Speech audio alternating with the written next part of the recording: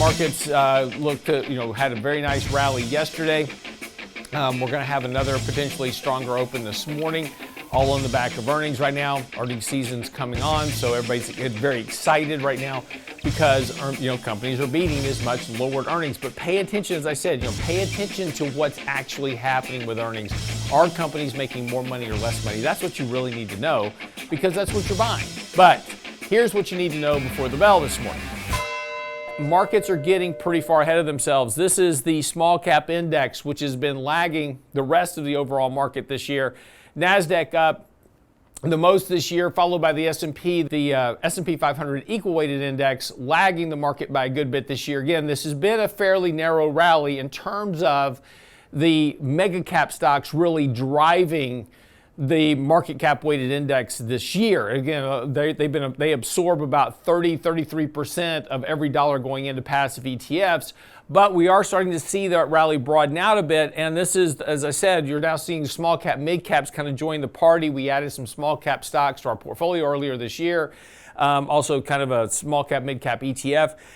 That's been doing well, now getting pretty overbought here. We're now pushing up to 3 standard deviations above the 50-day moving average. And as we talked about yesterday in particular, these deviations from these moving averages have to be filled at some point. And we're getting to the point that these deviations are getting fairly extreme on several different fronts. But at the moment, still on buy signals. Our money flow indexes are still turned up positive here. So again, doesn't mean that markets can't go higher, but when they are currently kind of pushing into these 3 standard deviation territories, upside becomes a bit more limited.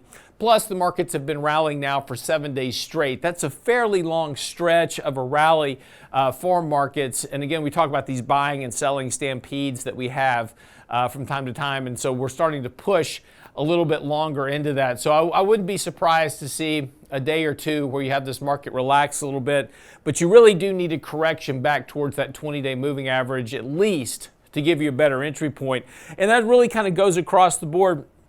When we get back to talking about the S&P 500, it's also pushing up towards 3 standard deviations. But again, as we said earlier, when we start looking at the market from a perspective, these deviations from these moving averages, particularly the 200-day moving averages, are getting really extreme here. And that is even more so the case. Again, still on a buy signal, money flow signal still in place. So again, this kind of push higher, not surprising. But again, getting this rally that really kind of started with this breakout back in May. And we talked about the fact that we had this very long April-May period of just consolidation. And then finally the market broke out. So this rally out of this consolidation is not surprising, and it's what you would expect. But again, we're getting fairly long in the tooth with this. And so expecting some type of correction back towards these moving averages would certainly not be a surprise. And again, you'll see I have a lot of people come out talking about, the return of the bear market's back.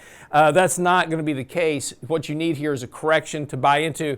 Importantly, the NASDAQ is the most deviated by a very large extreme. On buy signal still, again, supporting that rally higher here, but that correction that needs to occur at some point just to kind of reset the table needs to happen. And again, when that happens, who knows what will trigger it, but that will provide you a much better entry point to add exposure to your portfolio. So just be a little bit cautious here.